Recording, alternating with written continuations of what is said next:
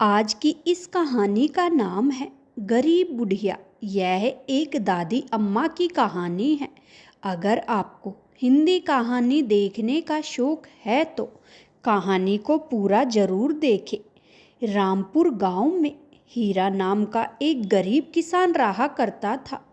कई दिनों से उसकी फसल अच्छी नहीं हो रही थी। उसके घर में खाने तक को कुछ नहीं था। उसकी एक बकरी थी जिसका नाम प्यारी था। हीरा को अपनी बकरी प्यारी से बहुत लगाव था। कई दिनों से हीरा के खेत में फसल न होने के कारण हीरा के घर में अब एक भी अनाज का दाना नहीं था। हीरा की पत्नी हीरा से कहती है, देखिए जी, आज कई दिन हो गए हैं लेकिन घर में कुछ भी खाने को नहीं है।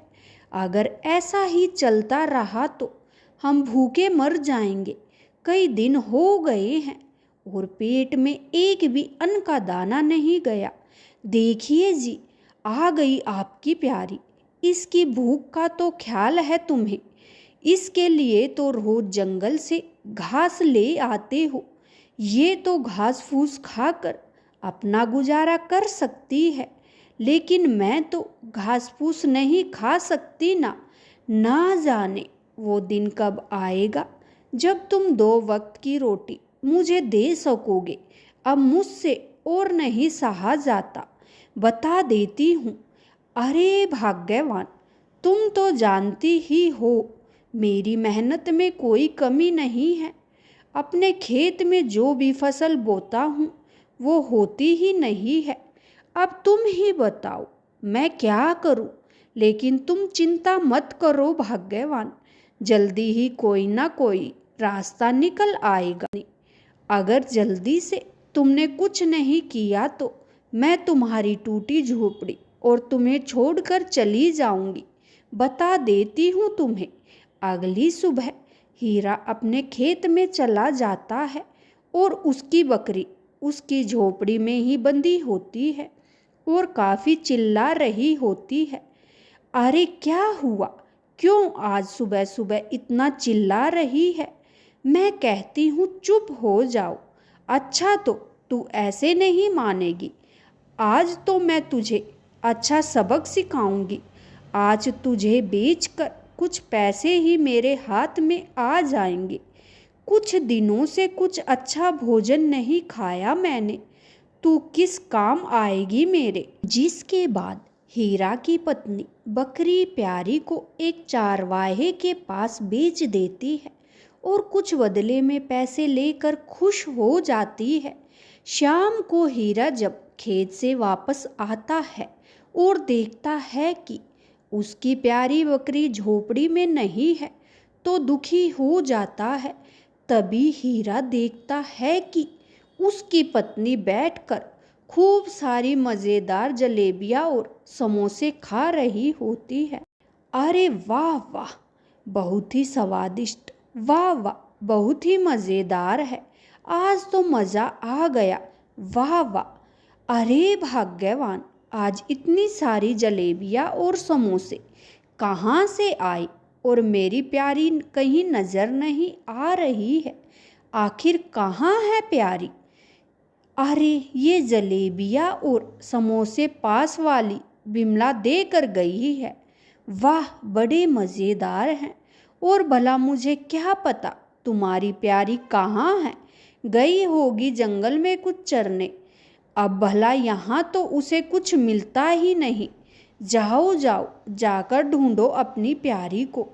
अरे प्यारी तो कभी जंगल में अकेली जाती ही नहीं, हमेशा मेरे साथ ही जाती है। फिर भला उसे आज क्या हुआ, जाकर देखता हूँ उसे। हीरा की पत्नी, जाओ जाओ, ढूंढो अपनी प्यारी को। उसे बेचकर ही तो मुझे आज जलेबी और समोसे खाने को मिले हैं। न जाने मेरी प्यारी कहाँ चली गई। मेरी प्यारी ठीक है या ना जाने इस जंगल में कोई जानवर उसे खा तो नहीं गया। अरे प्यारी, अरे प्यारी, कहाँ चली गई तू? तभी थोड़ी देर बाद हीरा को उसकी प्यारी बकरी नजर आती है। वह कुछ देर हीरा को देखती है और फिर भागने लगती है। हीरा भी उसको देखकर उसके पीछे भागने लगता है। अरे प्यारी, रुक तो सही, आज ये क्या हुआ है तुझे? मैं कहता हूँ रुक जा। अरे प्यारी, क्या हुआ है? अरे रुक जा प्यारी, रुक। लेकिन उसकी बकरी नहीं रुकती और वह जंगल की ओर भागने लगती है। भागते भागते वो एक सुंदर पेड़ के पास जाकर रुक जाती है। हीरा, अरे अरे, तू भी ना प्यारी, मुझे तो तूने आज डरा ही दिया था। ऐसे अकेले इस जंगल में क्यों चली आई थी? अब मैं यहाँ ढूंढ रहा हूँ और तू मुझे यहाँ क्यों लेकर आई है प्यारी? तभी हीरा को एक बूढ़ी अम्मा रोने की आवाज़ सुनाई देती है। हीरा थोड़ा हैरान हो जाता है और आगे चलकर देखता है कि एक बुढ़िया, जिसके बहुत से लंबे लंबे घने काले चमकदार बाल होते हैं, उसी सुंदर से पेड़ के पीछे बैठकर रो रही होती है। अरे माँ, क्यों रो रही हो तुम? सब ठीक तो है ना? अरे क्या बताऊं बेटा, मैं बहुत ही अभागी हूँ। इसी जंगल में कई वर्ष से अपनी छोटी सी झोपड़ी बनाकर रहती थी, लेकिन कल रात एक ऐसी भयानक आंधी आई जिससे मेरी झोपड़ी तहस नहस हो गई बेटा। मुझे दुखियारी का इस दुनिया में कोई नहीं है। अब मैं कहाँ जाऊंगी बेटा? अम्मा, तुम रो क्यों रही हो? तुम दुखी मत हो अम्मा, तुम मेरे साथ चलो मेरे घर। मैं बहुत गरीब हूँ, ना जाने कि मैं आपको 2 वक्त की रोटी भी दे पाऊँ या नहीं। अरे वाह बेटा, तू कितना नेक दिल इंसान है। आज से तू ही मेरा बेटा है। मैं बहुत बूढ़ी हो चुकी हूँ। तेरे घर जो मुझे भोजन मिलेगा, मैं उससे ही संतुष्ट हो जाऊंगी बेटा। मुझे अपने साथ अपने घर ले चल। अच्छा तो ठीक है माँ, तुम मेरे घर में मेरी माँ बनकर रहना, मुझे बहुत खुशी होगी। तभी उसकी पत्नी हीरा के साथ बूढ़ी अम्मा को देखकर बहुत गुस्सा होती है। अरे ओ जी, ये किस बुढ़िया को ले आए हो तुम? क्या देखती नहीं हो? हीरा की पत्नी, आखिर मैं कहती हूँ कौन है ये बुढ़िया और तुम्हारे साथ क्या कर रही है? अरे भाग्यवान, आज से ये अम्मा मेरी माँ है और हमारे साथ ही रहेगी। जैसी भी रूखी सूखी रोटी हम खाते हैं, माँ भी वही खा लेगी। इसका इस दुनिया में कोई नहीं है, इसलिए मैं इन्हें जंगल से अपने साथ लाया हूँ। अरे वाह वाह, यह भी कोई बात हुई भला? क्या जानती नहीं, हम दोनों का ही गुजारा कितनी मुश्किल से हो पाता है और एक और मुसीबत लेकर आ गई। अच्छा अच्छा भाग्यवान, अब गुस्सा मत करो। आज से ये ही मेरी माँ है, इसका इस दुनिया में और कोई नहीं है। जाओ, रसोई में जो भी खाना हो वो माँ के लिए ले आओ। खुद एक वक्त की रोटी नहीं खा पाते, ऊपर से ले आई इस अम्मा को यहाँ। अरे घर में तो कुछ नहीं है सिवाय कुछ चावल के दानों के। भला उनसे इस अम्मा का पेट थोड़ा ही भरेगा। तुम भी न जाने किसे ले आए, खुद एक वक्त की रोटी नहीं खा पाते और ऊपर से ले आई इस अम्मा को यहाँ। अरे बेटी, मैं उन थोड़े से चावलों के दानों से ही अपनी भूख मिटा लूँगी, तुम दुखी मत हो। मुझे बस वही चावल के दाने ला कर दो। अच्छा अच्छा ठीक है, ला कर देती हूँ तुम्हारे लिए चावल के दाने। मैं भी तो देखूँ भला, तुम इतनी कम मात्रा में चावल के दानों से तुम अपनी भूख कैसे शांत कर लोगी। हीरा की पत्नी अंदर रसोई में जाती है और एक पतीले में, जिसमें बहुत ही कम चावल के दाने होते हैं, अचानक से चावल के दानों से भर जाता है, जिसे देखकर वह हैरान रह जाती है। अरे अरे, ये कैसे हुआ? ये तो एक चमत्कार है। इतने सारे चावल के दाने, अरे वाह वाह, मेरी तो कुछ समझ में नहीं आ रहा।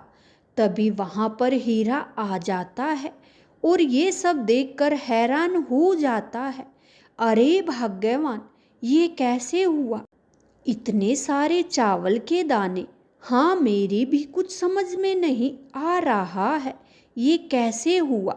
जिसके बाद हीरा की पत्नी बूढ़ी अम्मा को खूब सारे चावल एक थाली में दे देती है। जिसके बाद अम्मा वो चावल बड़े चाव से बैठकर खाती है।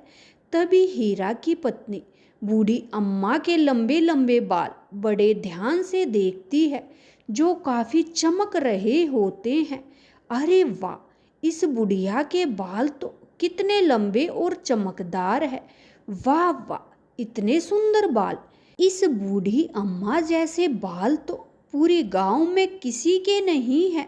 बूढ़ी अम्मा कहती है, अरे वाह वाह, यह तो सच में बहुत स्वादिष्ट भोजन है। वाकई हीरा बेटा, मेरी आत्मा को शांति मिल गई।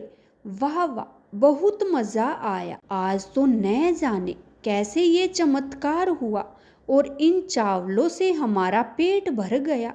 लेकिन कल क्या होगा? कल कैसे हमारी भूख मिटेगी अम्मा? तभी बूढ़ी अम्मा अपनी पलकें झपकते हुए मुस्कुराती है। थोड़ी देर बाद जब हीरा और उसकी पत्नी सो रहे होते हैं, तभी बूढ़ी अम्मा रसोई में जाती है और हीरा की पत्नी भी चुपके से उठकर बूढ़ी अम्मा के पीछे पीछे जाती है।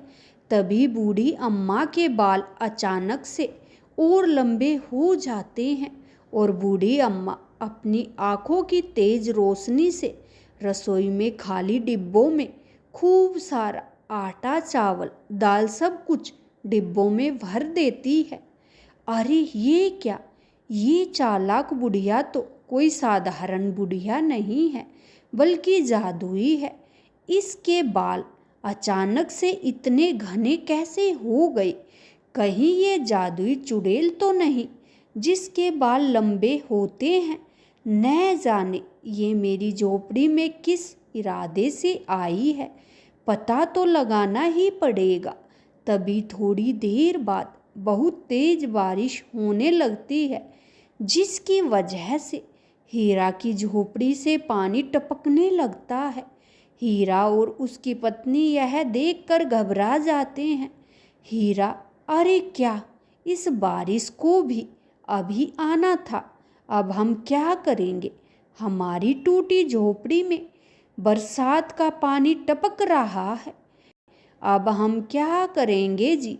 मेरी तो कुछ समझ में नहीं आ रहा है। हीरा, क्या करेंगे? इस बरसात के टपकते पानी में ही हमें रात बितानी होगी। बस बरसात को भी अभी आना था।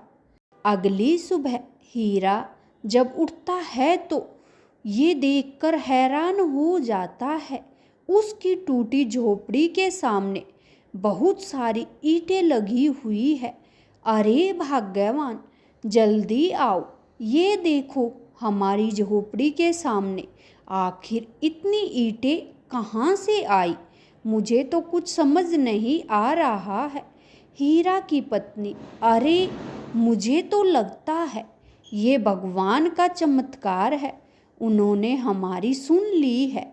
इन ईंटों से तुम अपनी टूटी फूटी झोपड़ी को एक पक्के घर में बदल सकते हो। बस और मुझसे रहा नहीं जाता इस टूटी झोपड़ी में। अरे हाँ हीरा बेटा, लगता है यह भगवान की ही मर्जी है। तुम इन ईंटों से अपनी टूटी झोपड़ी को पक्का कर लो। जिसके बाद हीरा खुशी से सिर हिलाता हुआ उन ईंटों से अपना घर बनाने लगता है और देखते ही देखते वह बहुत सुंदर सा घर बन जाता है। हीरा की पत्नी, अरे वाह, हमारा कितना सुंदर घर बनकर तैयार हो गया है। देखो तो देखने में कितना सुंदर लग रहा है। अरे हाँ भाग्यवान, तुम बिल्कुल सही बोल रही हो। माँ, हमारा घर देखो तो सही, कितना सुंदर है। हाँ बेटा, देख रही हूँ हीरा बेटा, तेरा घर तो बहुत सुंदर है। वाह वाह, सब ऊपर वाले की मर्जी बेटा, उसके खेल निराले हैं बेटा। इसके बाद बूढ़ी अम्मा हंसने लगती है। हीरा की पत्नी, मुझे तो लगता है ये जादू भी इस जादुई चुड़ैल बुढ़िया का ही है। अब मुझे जल्दी कुछ करना होगा, कहीं ऐसा न हो कि हम दोनों को खा जाए। नहीं नहीं, मुझे जल्दी ही जादुई चुड़ैल का पता लगाना होगा। आधी रात को जब बूढ़ी अम्मा सो जाती है, तभी चुपके से हीरा की पत्नी अपने हाथ में एक बड़ी सी कैंची लेकर सोती हुई बूढ़ी अम्मा के पास जाती है। अब आएगा मज़ा।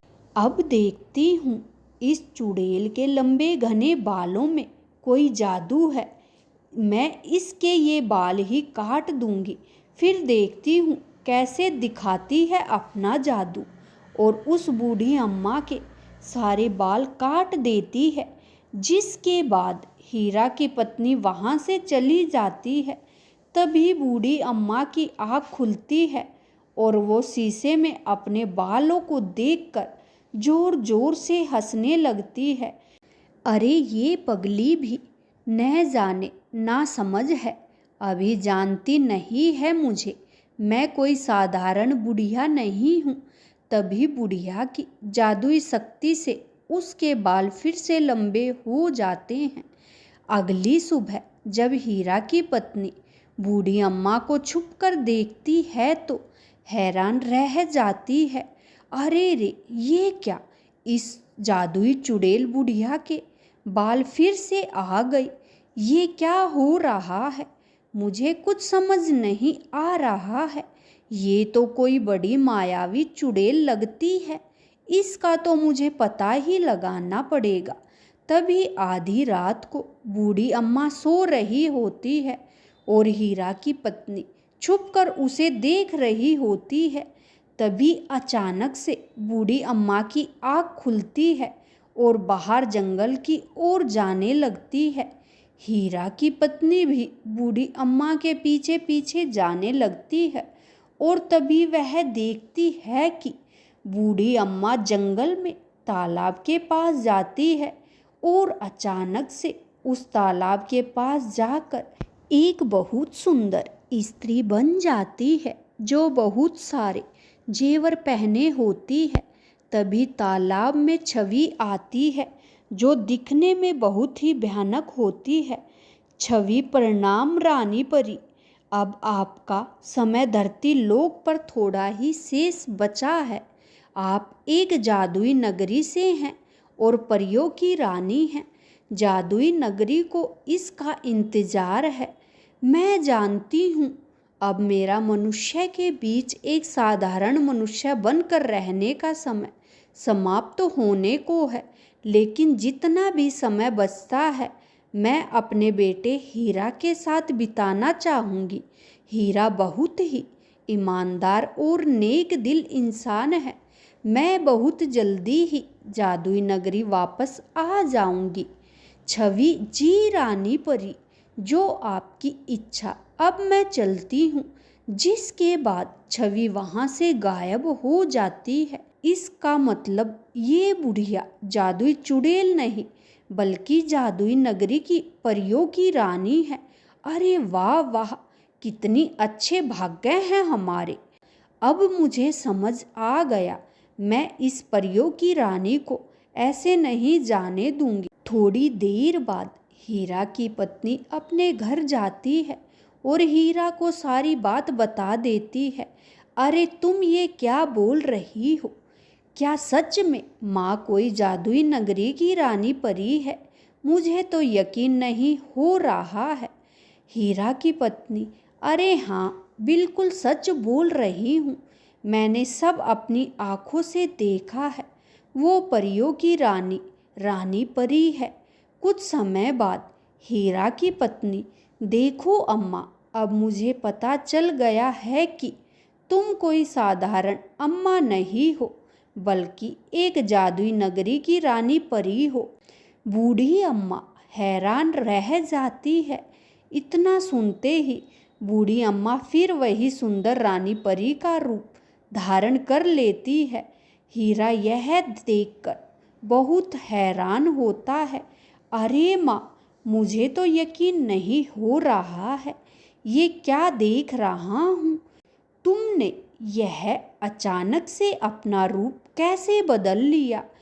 ये सच है हीरा बेटा, मैं जादुई नगरी से परियों की रानी परी हूँ, जो इस धरती पर कुछ दिन मनुष्य के बीच रहने आई थी और एक ऐसी जगह ढूंढ रही थी जहाँ पर मैं कुछ दिन रह पाऊँ।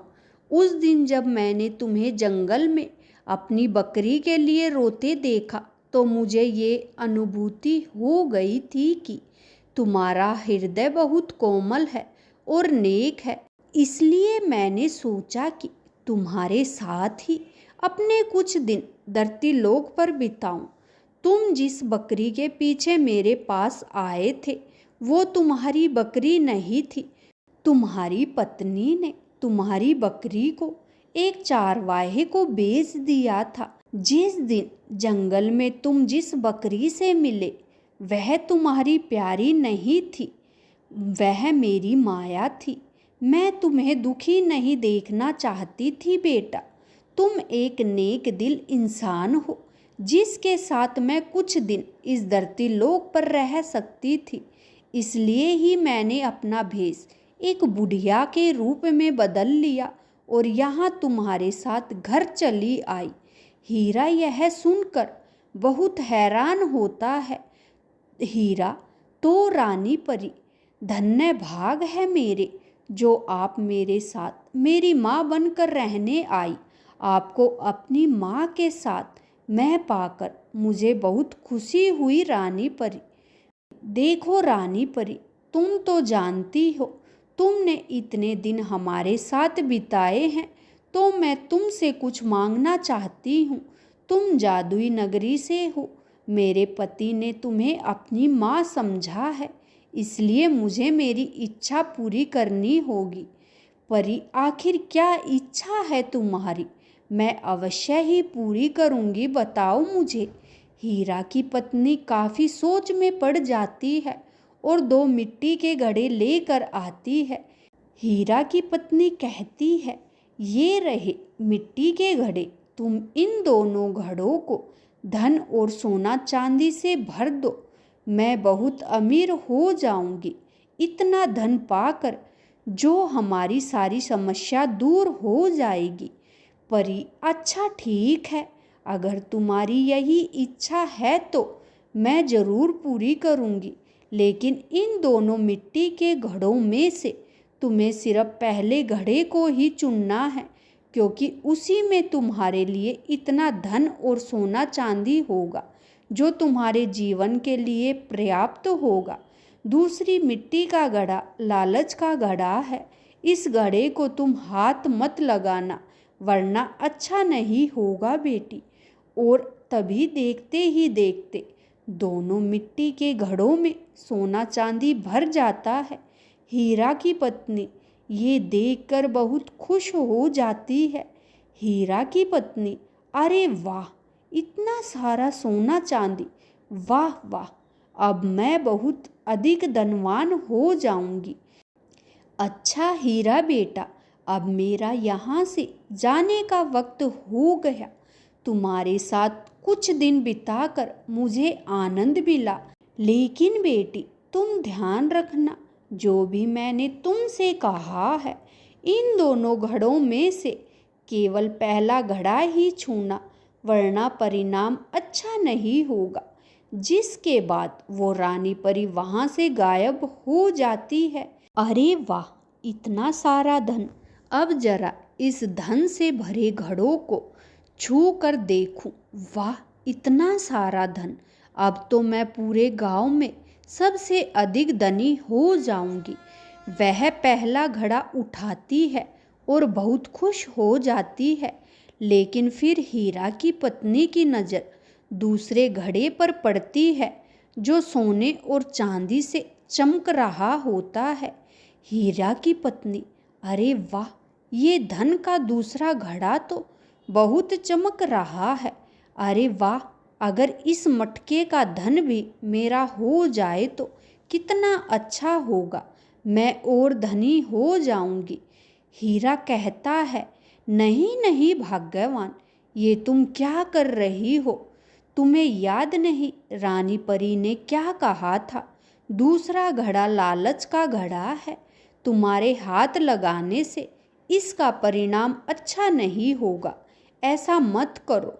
हीरा की पत्नी, अरे तुम चुप करो, क्या देखते नहीं हो कितना सारा सोना चांदी है इस दूसरे घड़े में भी। अगर ये भी मेरा हो जाए तो मैं सबसे अधिक धनवान हो जाऊंगी। जिसके बाद हीरा की पत्नी जैसे ही वह घड़ा उठाती है, अचानक से सारा सोना चांदी काले रंग के कीड़ों में बदल जाता है। हीरा की पत्नी, अरे रे, ये क्या हो गया? सही ही कहा था रानी परी ने, मुझे लालच के घड़े को हाथ नहीं लगाना चाहिए था। ये मेरी अधिक धन पाने के लालच के कारण ही यह सब कुछ हुआ है। ये तुमने क्या किया भाग्यवान? रानी परी ने कहा था दूसरा घड़ा मत छूना, लेकिन तुम्हें तो सबसे धनवान होना था। देखो तुम्हारी लालच ने क्या कर दिया। इस कहानी से आपको क्या सीख मिलती है, कमेंट में लिख कर बताएं। ऐसी ही वीडियो देखने के लिए चैनल को सब्सक्राइब कीजिए, वीडियो को लाइक कीजिए और वीडियो देखने के लिए थैंक्स।